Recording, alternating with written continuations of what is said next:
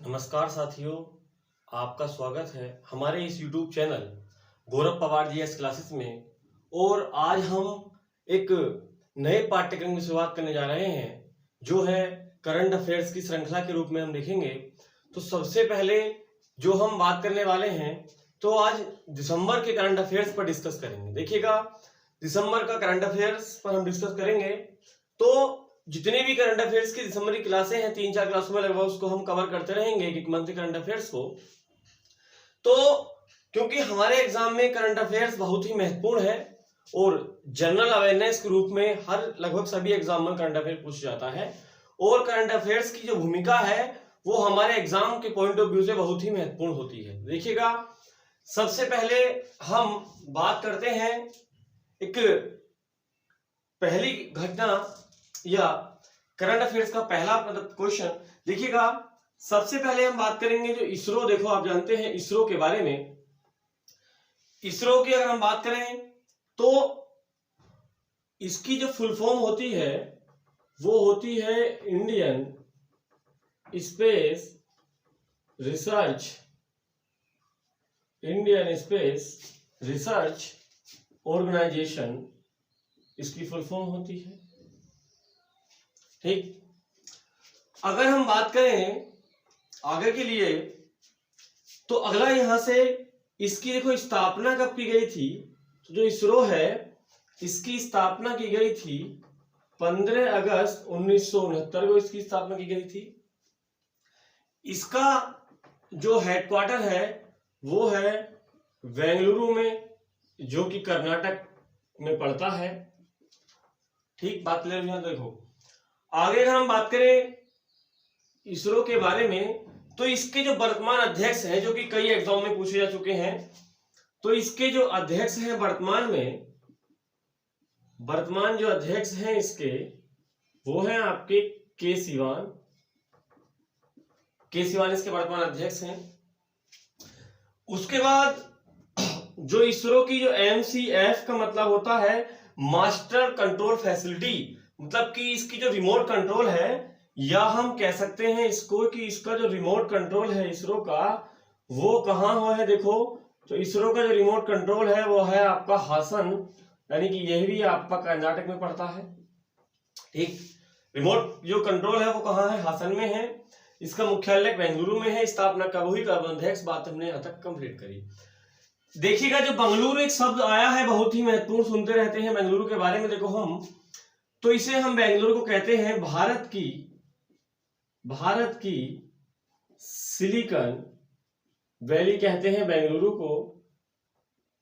और silicon valley का मतलब है कि ये जो हमारा इंफॉर्मेशन टेक्नोलॉजी का क्षेत्र है, सॉफ्टवेयर वगैरह से संबंधित चीजें यहाँ पर होती हैं।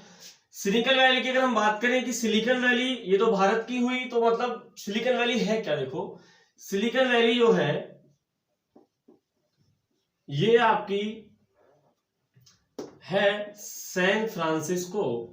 कहां है, सैन फ्रांसिस्को, जो कि यूएसए में पड़ता है। और अगर हम बात करें यूएसए की, देखो तो जो यूएसए है ये आपका यूनाइटेड स्टेट्स ऑफ अमेरिका, मतलब कि संयुक्त राज्य अमेरिका है।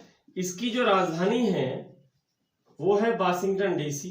राजधानी क्या है इसकी, वाशिंगटन डीसी है राजधानी इसकी। यहां की मुद्रा है आपकी डॉलर। और यहाँ के राष्ट्रपति अभी नए बने हैं, पहले डोनाल्ड ट्रंप यहाँ के राष्ट्रपति थे और अब जो नए बने हैं उनका नाम है आपका जो बिडेन। बहुत ही महत्वपूर्ण है कि बताइएगा कि अमेरिका या यूएसए के राष्ट्रपति कौन बने हैं, तो वो बने हैं आपके जो बिडेन बने हैं। इतनी बात हमने करी। एक टॉपिक इसरो के बारे में सब कुछ हमने पढ़ा, जो शब्द आए उसके बारे में हम पढ़ते रहे यहाँ पर।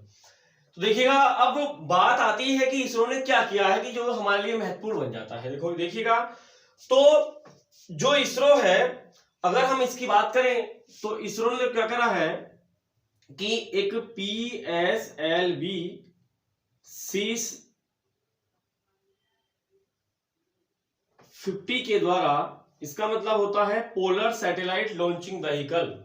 इसका मतलब क्या होता है, इसका मतलब होता है पोलर सैटेलाइट लॉन्चिंग व्हीकल, या इसे हम कह देते हैं ध्रुवीय उपग्रह प्रक्षेपण यान कह देते हैं। बात कंप्लीट यहाँ तक की हुई। देखो तो PSLV C-50 द्वारा 17 दिसंबर 2020 को एक आपका एक उपग्रह मतलब इसके द्वारा प्रक्षेपित किया गया है, और उस उपग्रह का जो नाम है वो है आपका CMS-01, और ये आपका एक स्वदेशी संचार उपग्रह है। CMS क्या है? यह है स्वदेशी संचार उपग्रह है। तो एग्जाम में आ सकता है कि बताइएगा हाल ही में इसरो द्वारा CMS-01 जो स्वदेशी संचार उपग्रह है, इसका प्रक्षेपण किस प्रक्षेपण यान द्वारा किया गया है? तो वो किया गया है आपका PSLV C-50 द्वारा किया गया है। अगर हम बात करें कि ये प्रक्षेपण हुआ कहां से है, तो ये हुआ है आपका श्री हरिकोटा सतीश धवन अंतरिक्ष केंद्र से। ये कहां से हुआ है?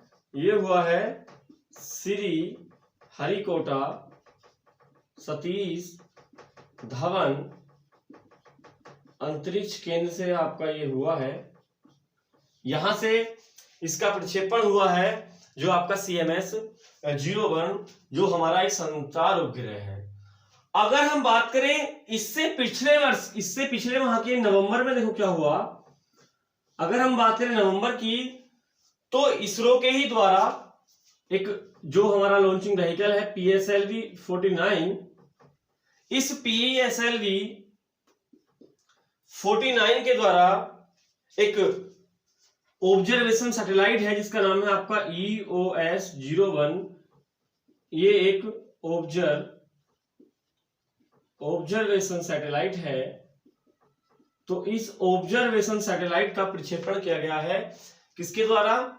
जो हमारा इसरो है, सारे काम इसरो ने किए हैं वाले। PSLV C-50 से कौन सा किया, C-49 से कौन सा किया। तो इतनी बात हमने यहां तक कंप्लीट करी। इसरो के बारे में पढ़ा कि इसरो क्या है और क्या क्या इसने वर्तमान में किया है, जो हमारे एग्जाम की दृष्टि से महत्वपूर्ण बन जाता है।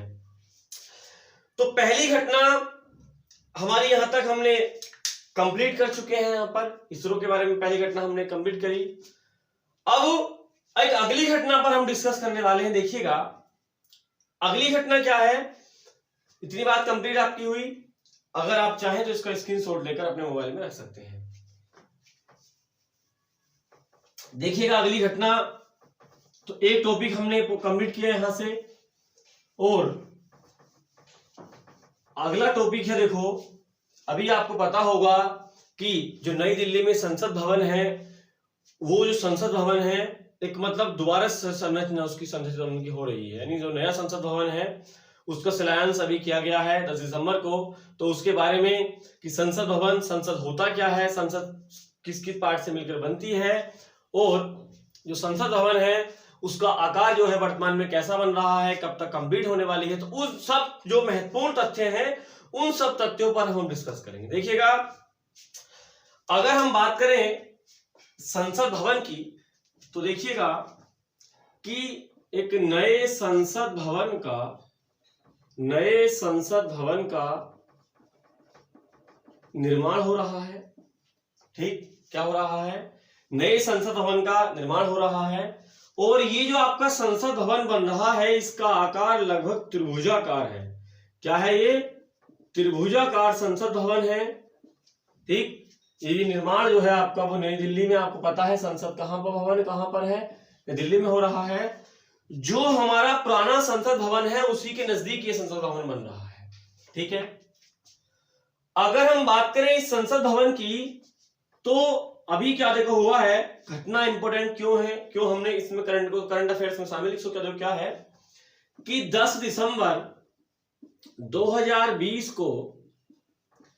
2020 को हमारे देश के प्रधानमंत्री PM नरेंद्र मोदी द्वारा इसका शिलान्यास किया गया। इसका क्या करा गया? शिलान्यास करा गया इसका, जो संसद भवन आपका बन रहा है। और इस शिलान्यास में देखो कौन कौन आए, जो हमारे रक्षा मंत्री राजनाथ सिंह है वो भी आए और लोकसभा अध्यक्ष ओम बिरला भी इसमें उपस्थित थे। मतलब जो नेता हैं लगभग जो नरेंद्र मोदी यानी जो मंत्रिमंडल है उसके अधिकांश नेता इसमें शामिल थे। लेकिन इसमें एक फैक्ट वाली बात यह है कि कोई भी विपक्ष का नेता इसमें शामिल नहीं हुआ। क्या हुआ इसमें क्या हुआ कि कोई भी विपक्ष का नेता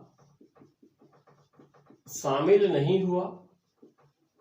ठीक, बात कंप्लीट यहां तक हुई हमने करी कि इसमें क्या करा, जो विपक्ष है, विपक्ष में मतलब कि जो एनडीए यानी कि बीजेपी से बनकर मिलती है, नेशनल डेमोक्रेटिक अलायंस की सरकार है, वर्तमान में बीजेपी की सरकार है, तो विपक्षी जो पार्टियां हैं उनका कोई भी नेता इस मतलब शिलान्यास के मौके पर उपस्थित नहीं हुआ जो संसद भवन बनता है, मतलब इसका शिलान्यास करके देखोगा। अगर हम बात करें कि ये जो संसद भवन है, अगर हम इसकी बात करें कि इसमें हुआ क्या कि जो शारदा पीठ है, जो शारदा पीठ है, शारदा पीठ द्वारा एक मंदिर है जिसका नाम है शारदा पीठ द्वारा शीतला माता मंदिर, शीतला माता मंदिर में हवन पूजन किया गया। कहां हवन पूजन हुआ? इस मंदिर में हुआ, इस पीठ के द्वारा। बहुत इंपॉर्टेंट क्वेश्चन है। अगर हम बात करें कि जो शारदा पीठ है इसके आचार्य मतलब कौन थे, तो इसके जो आचार्य हैं वो हैं आपके राघवेंद्र भट्ट जो है इसके आचार्य थे, जो संसद भवन हमारा नवनिर्मित संसद भवन हो रहा है। देखिएगा जो नया संसद भवन है, अगर हम बात करें इसकी, तो इसमें लगभग 971 करोड़ रुपए का मतलब प्रावधान खर्च माना जा रहा है। इसमें क्या है कि लगभग 971 करोड़ का खर्च लगभग मान रहे हैं इसमें, और ये 2022 से पहले, 2022 से पूर्व निर्मित हो जाएगा। यानी कि जब हम अपने देश की 75वीं मतलब स्वतंत्रता दिवस मनाएंगे तो तब तक जो है ये निर्मित हो जाएगा जो हमारा संसद भवन है। बात हमने यहां तक कंप्लीट करी। अगर हम आगे बात करें, यहां से देखिएगा कि इतनी बात हमने करी कि संसद भवन के बारे में। देखो अब हम बात कर लेते हैं कि जो हमारा वर्तमान में संसद भवन है, क्या बात कर लेते हैं हम कि जो मौजूदा संसद भवन है, क्या है मौजूदा जो संसद भवन है ये कब निर्मित हुआ था, मतलब कि अब तो नया बन रहा है।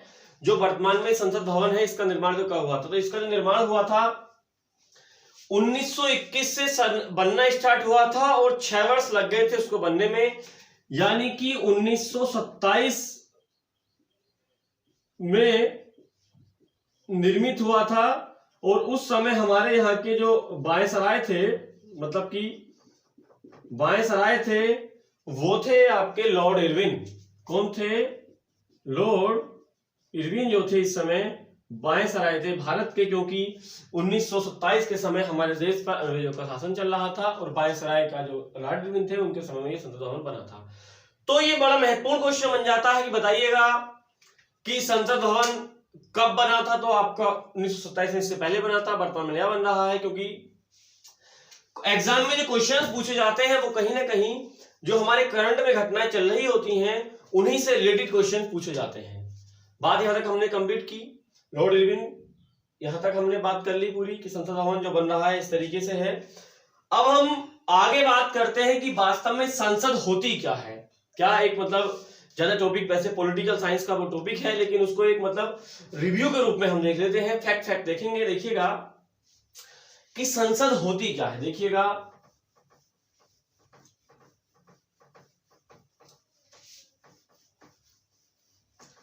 कि जो संसद है, अगर हम बात करें संसद की, देखिएगा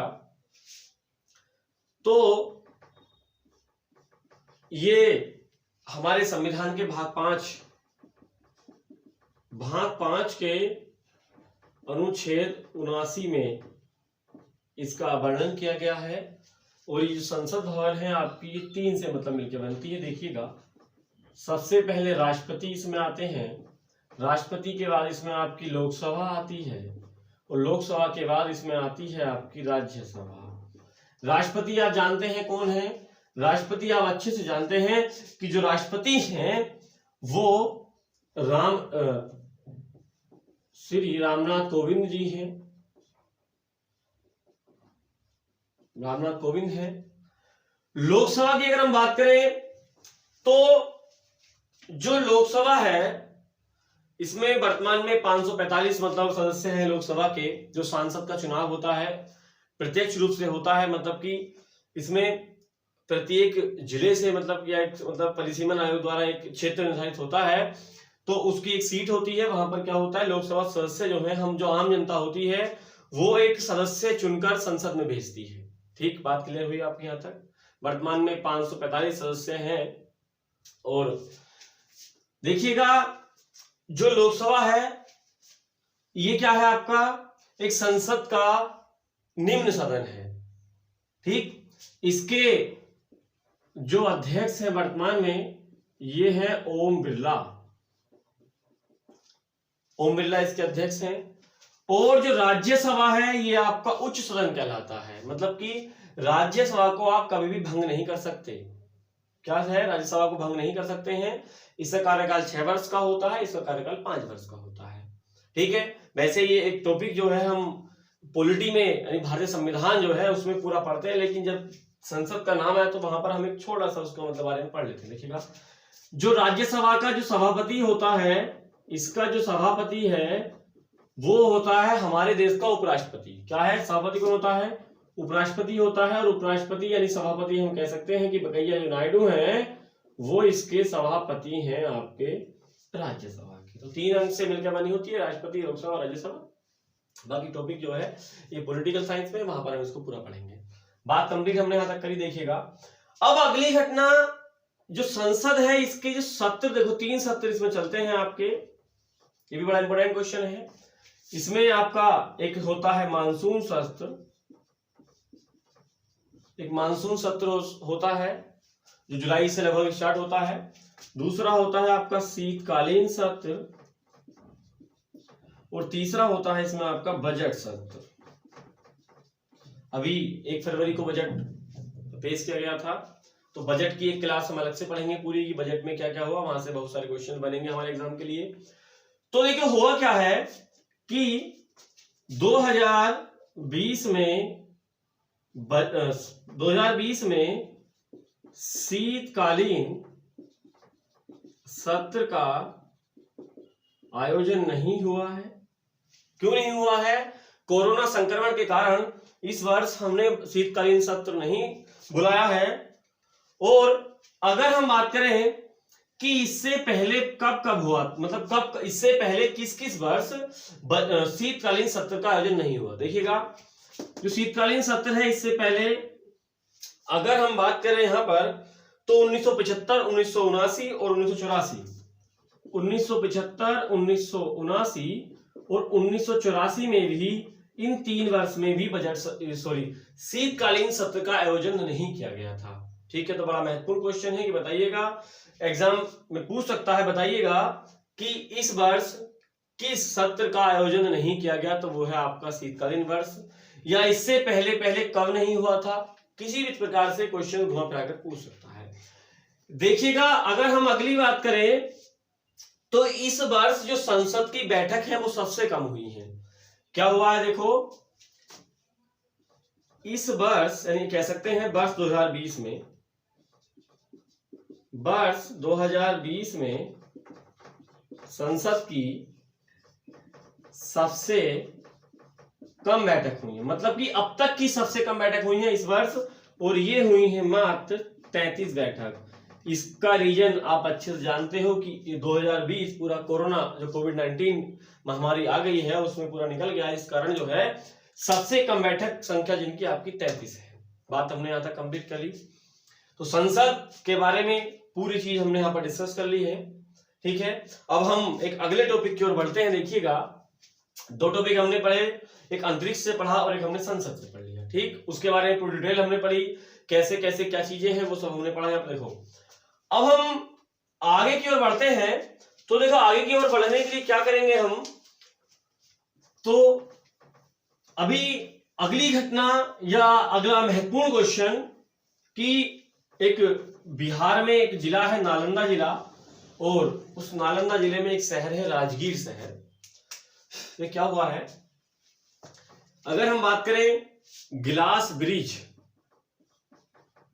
जो पुल है वो गिलास का बना हुआ, देखो तो जो गिलास ब्रिज है, ये प्रथम जो गिलास ब्रिज है प्रथम बनाया गया था आपका सिक्किम के पैलिंग में। कहां बनाया गया था, सिक्किम के पैलिंग में बनाया गया था।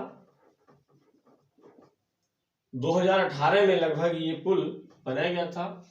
और अब क्या हुआ है देखो कि एक जगह है राजगीर जो पड़ती है बिहार में, यहां पर जो क्या हुआ है द्वितीय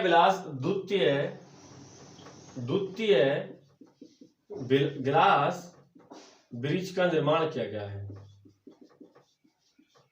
क्या हुआ है, यहां पर दूसरा गिलास ब्रिज बना है। क्यों महत्वपूर्ण है, क्योंकि दूसरा गिलास ब्रिज कहां बना है, इसी वर्ष बना है, दिसंबर में बनाया गया है, जो बना है आपका राजगीर बिहार में।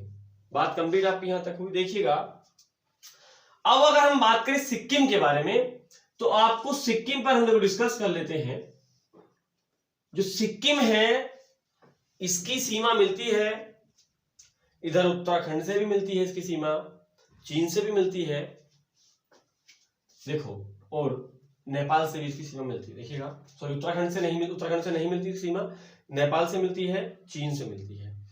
देखिएगा सिक्किम की अगर हम बात करें, सिक्किम की राजधानी आप जानते हैं, इसका नाम है गैंगटोक। क्या राजधानी है इसकी, गैंगटोक राजधानी है। और यहाँ के जो गवर्नर है, सॉरी यहाँ के जो सीएम है यानी कि मुख्यमंत्री हैं वो है प्रेम सिंह, और यहाँ के जो गवर्नर हैं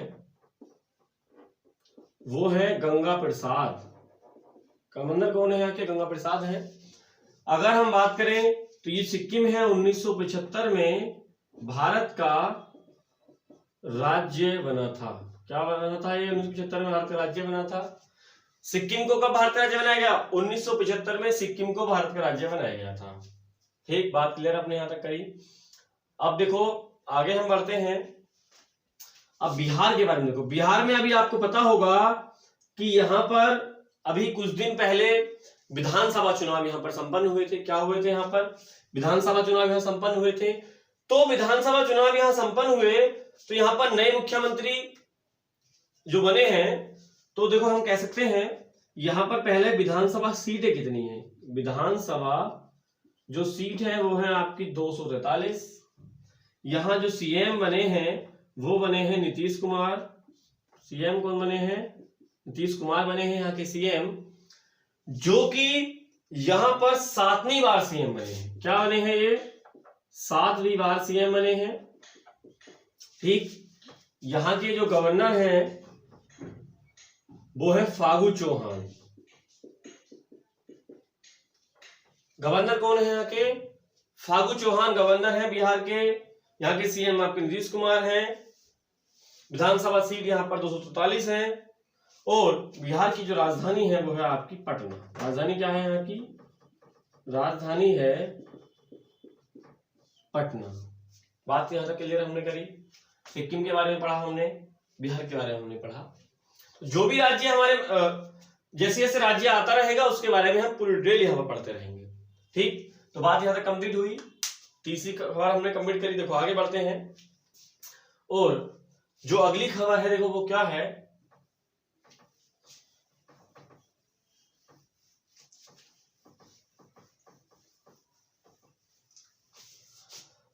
अभी देखो एक रिपोर्ट आई है वन मंत्रालय द्वारा।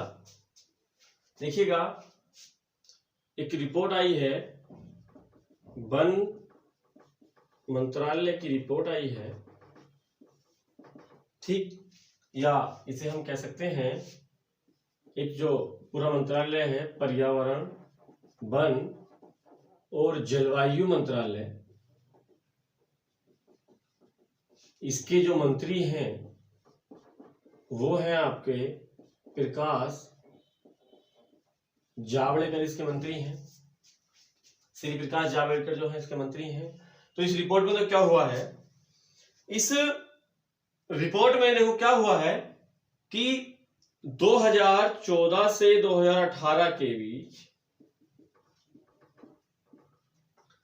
जो तेंदुओं की संख्या में वृद्धि हुई है, जो क्या हुआ है, जो तेंदुए हैं, तेंदुओं की संख्या में वृद्धि हुई है। क्या हुआ देखो, इसमें जो तेंदुए है, जो हमारा देश है, देश में तेंदुए की संख्या में वृद्धि हुई है और ये हुई है आपकी 62.5% की वृद्धि, यानी बहुत बड़ी मात्रा में वृद्धि देखी गई।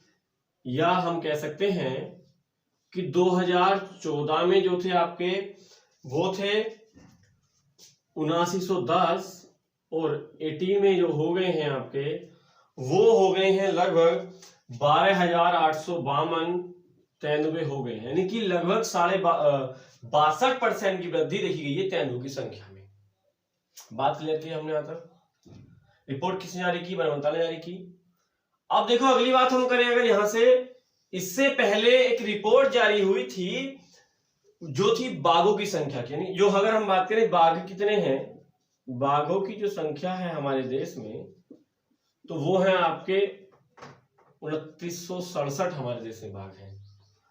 अगर हम बात करें कि सबसे अधिक बाघ कहां पर है, देखो सबसे अधिक बाघ कहां पर है तो वो है आपके मध्य प्रदेश में। कहां पर है, मध्य प्रदेश में सबसे अधिक बाघ है।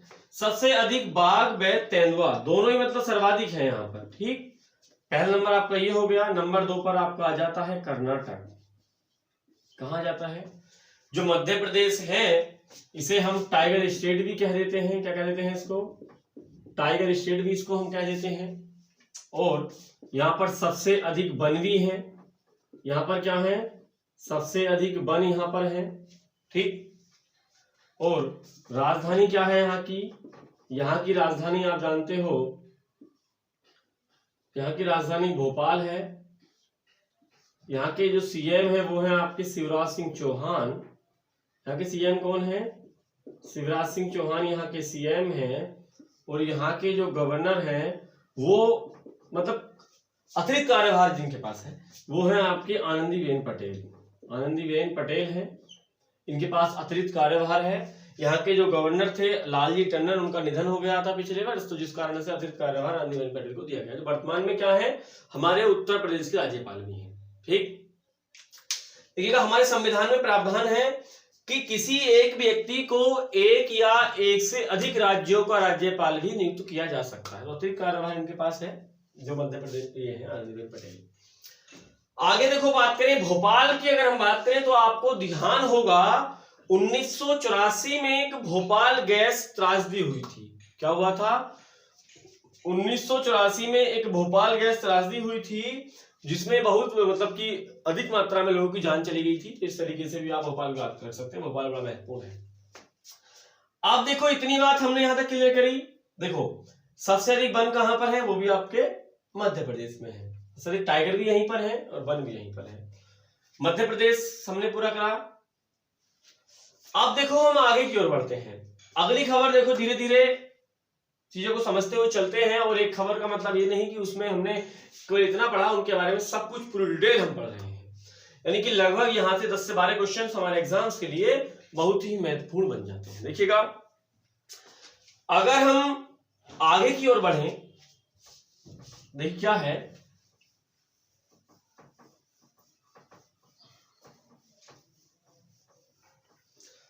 तो वो ये है कि अभी हाल ही में दिसंबर की खबर है, सब दिसंबर की हम पढ़ रहे हैं कि एक जगह है तिरुवनंतपुरम केरल में, वहां पर सबसे कम उम्र की महापौर बनी है जिनका नाम है आर्य राजेंद्रम। देखिएगा भारत की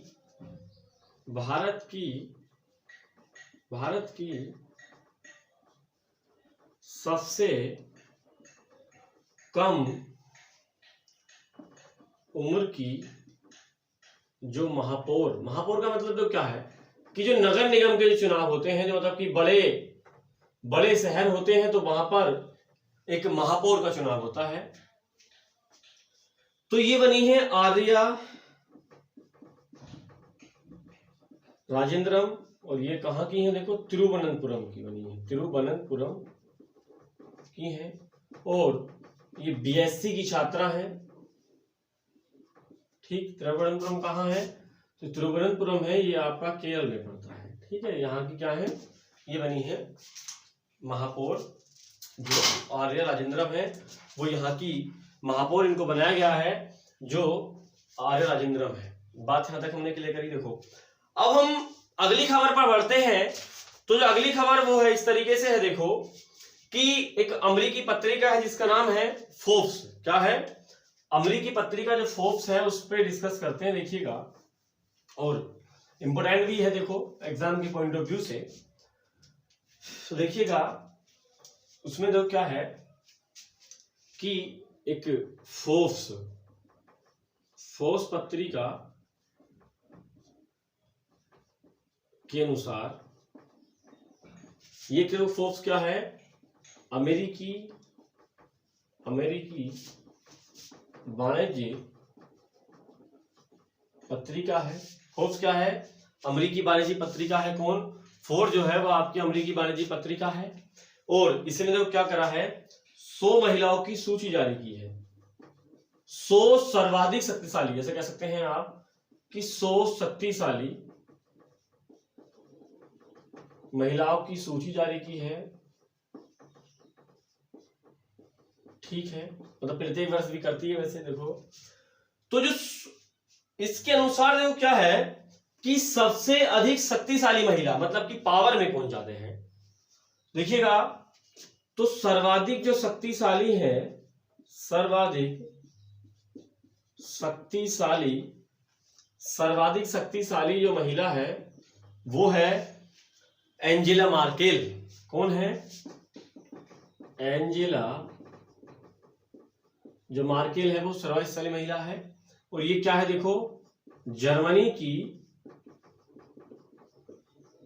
चांसलर भी है। क्या है, जर्मनी की चांसलर भी है। देखो जर्मनी की अगर हम बात करें तो जर्मनी जो है ये आपका जो यूरोप महाद्वीप में पड़ता है, और इसकी जो राजधानी है वो है बर्लिन। और यहाँ के जो मुद्रा है वो है यूरो। और यहाँ पर जो है जर्मनी में तो क्या है, यहाँ पर ब्लैक फॉरेस्ट भी है, मतलब कह सकते हैं काले वन इंपोर्टेंट आ जाता है। क्वेश्चन बताओ ब्लैक फॉरेस्ट किस राज्य देश में है, तो वहां पे जर्मनी में पड़ते हैं। ठीक, बात यहाँ तक हमने कंप्लीट करी। अगर हम बात करें कि इसमें जो दूसरा स्थान है वो किसका है, पहला तो हमने पढ़ा इंपोर्टेंट, पहला ही वैसे होता है, तो वो है क्रिस्टीन लेगार्ड का। वो किसका है, क्रिस्टीन लेगार्ड का जो है दूसरा स्थान है। और जो आपकी क्रिस्टीन लेगार्ड है वो यूरोपीय केंद्रीय बैंक के अध्यक्ष हैं। ये क्या है देखो, यूरोपीय केंद्रीय बैंक की अध्यक्ष हैं। कौन, जो क्रिस्टीन लेगार्डे हैं। तो पहला दूसरा हमने पढ़ लिया। अब यहां से हम बात करते हैं कि हमारे भारत की को शामिल है कि नहीं। देखिएगा इसमें जो क्या हुआ है कि भारत की 3 महिलाएं शामिल हुई हैं। क्या हुई हैं, भारत की 3 महिलाएं शामिल हैं भारत की। देखिएगा तो इन 3 महिलाओं में सबसे पहले जो है 41वां स्थान है, 41वां स्थान है जिनका नाम है निर्मला सीतारमन। कौन है, निर्मला सीतारमन, जो दूसरी बार शामिल की गई हैं। इससे पहले इनका 34वां स्थान था। जो वित्त मंत्री हैं, क्या है हमारे भारत की वित्त मंत्री भी हैं। और दूसरे नंबर पर अगला जो स्थान है वो है 55वां स्थान। क्या है अगला, 55वां स्थान है। और इस 55वें स्थान पर है आपकी रोशनी मल्होत्रा। कौन है, रोशनी मल्होत्रा है। और जो ये रोशनी मल्होत्रा है वो आईटी कंपनी की चेयरमैन भी हैं, आईटी कंपनी की सीईओ हम कह सकते हैं। और अगला जो नंबर आ जाता है आपका, तीसरी महिला जो है वो 68वां स्थान है, वो है किरण मजूमदार शाह। किरण मजूमदार शाह का जो है 38वां स्थान है। और ये जो आपकी किरण मजूमदार शाह है बायोकोर कंपनी की चेयरपर्सन है। तो देखिएगा एग्जाम में हमारे क्वेश्चन किस तरह से आ सकते हैं। पहला क्वेश्चन तो यही हो गया कि बताओ कि शक्तिशाली महिलाओं की सूची कौन जारी करता है? फोर्स पत्रिका करती है।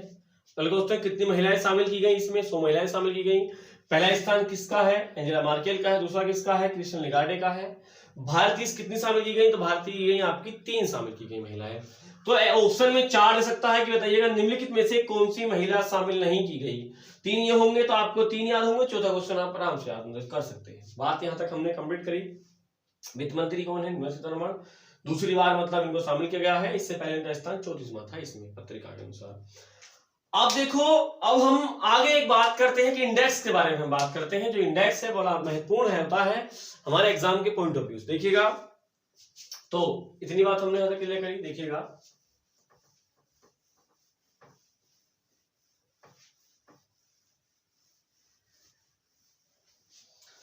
तो अगला क्वेश्चन आज की क्लास का लास्ट टॉपिक, और वो है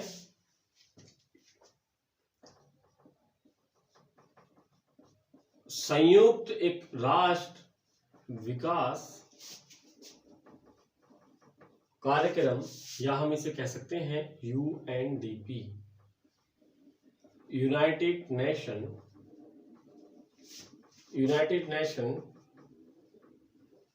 डेवलपमेंट प्रोग्राम। ठीक, देखिएगा, इसका जो हेडक्वार्टर है वो न्यूयॉर्क यानी यूएसए में है। और इस संयुक्त राष्ट्र पर्यावरण कार्यक्रम द्वारा एक सूचकांक जारी जो किया जाता है, इसे हम कहते हैं मानव विकास सूचकांक, इसको हम कहते हैं। ये कहते हैं HDR, ह्यूमन डेवलपमेंट रैंकिंग। तो देखिएगा, जो मानव विकास सूचकांक है ये 1990 में पाकिस्तान के अर्थशास्त्री जिनका नाम है महबूब उल हक द्वारा तैयार किया गया था और 1990 से ही जारी होता है। ठीक, बात क्लियर हुई यहां तक? देखिए, आगे बात करेंगे। तो ये मानव विकास सूचकांक है, इसके जो पैमाने मतलब किन किन आधार पर ये होता है। तो इनका पैमाना अभी पिछले साल PCS क्वेश्चन में ही आया था। बताओ निम्नलिखित में से मानव विकास सूचकांक में कौन सा शामिल नहीं किया जाता? तो इसके जो पैमाना है तो वो 3 पैमाने देखो हैं। नंबर 1 है आपका जीवन प्रत्याशा, ठीक, और नंबर 2 है इसमें आपका शिक्षा, नंबर 3 है प्रति व्यक्ति आय। नंबर 3 क्या है देखो, इसमें प्रति व्यक्ति आय को इसमें हम शामिल करते हैं। देखिएगा, अब हम बात करते हैं कि जो मानव विकास सूचकांक है, इस देखो कोई भी सूचकांक है, कोई भी इंडेक्स है, उसमें केवल 3 क्वेश्चन इंपोर्टेंट बनते हैं कि किसने जारी किया उसको, उसमें पहला स्थान किसका है और भारत का कौन सा स्थान है। ये चीज आप याद कर लेंगे, बाकी सूचकांक से कोई क्वेश्चन नहीं पूछा। देखिएगा, इसमें जो पहला स्थान है वो है आपका नॉर्वे का। क्या है पहला स्थान? किसका है? नॉर्वे का। देखो, अगर हम बात करें नॉर्वे की, देखिएगा तो इसकी राजधानी देखो क्या है, राजधानी है इसकी ओस्लो। राजधानी क्या है? ओस्लो है। और यहां की जो मुद्रा है वो है आपकी क्रोन। ठीक, अगर हम बात करें ओस्लो में देखो क्या है, बड़ा ही महत्वपूर्ण क्वेश्चन। ओस्लो में क्या है देखो, यहां पर शांति का नोबेल पुरस्कार प्रदान किया जाता है। ठीक, जो नोबेल पुरस्कार है वो 6 क्षेत्रों में जाता है। 5 क्षेत्रों में तो हम देते हैं स्वीडन की राजधानी स्टॉकहोम में, और जो शांति वाला नोबेल पुरस्कार है वो दिया जाता है ओस्लो में। तो ये बहुत महत्वपूर्ण क्वेश्चन है। आगे देखो, इसमें अगर हम बात करें सूचकांक में कि भारत का देखो कौन सा स्थान है, तो इसमें भारत का 131वां स्थान देखो है। क्या है इसमें? भारत का 131वां स्थान है इस सूचकांक में। और अंतिम यानी कि देखो अंतिम स्थान की अगर हम बात करें इस सूचकांक में कुल 189 देश शामिल किए गए थे। और जो अंतिम स्थान है वो है आपका नाइजर का। वो किसका है स्थान? नाइजर का है। नाइजर अफ्रीका महाद्वीप में आता है। और इसकी अगर हम बात करें राजधानी की तो राजधानी है इसकी नियामे। और यहाँ की जो मुद्रा है वो है आपकी फ्रैंक। मुद्रा क्या है देखो यहाँ की? फ्रैंक यहाँ की मुद्रा है। तो इतने सारे टॉपिक पे हमने डिस्कस किया, प्रकाश डाला। और ये दिसंबर की पहली करंट अफेयर्स की क्लास थी। इसी तरह से हम आने वाले एग्जाम्स के लिए हर मंथ की करंट अफेयर्स की क्लास करेंगे और करंट अफेयर डिटेल में करेंगे। करंट अफेयर के साथ साथ जो स्टैटिक जीके है उसको भी हम साथ साथ पढ़ रहे हैं, जो हमारे एग्जाम के पॉइंट ऑफ व्यू से बहुत महत्वपूर्ण होता है। ठीक है, थैंक यू दोस्तों।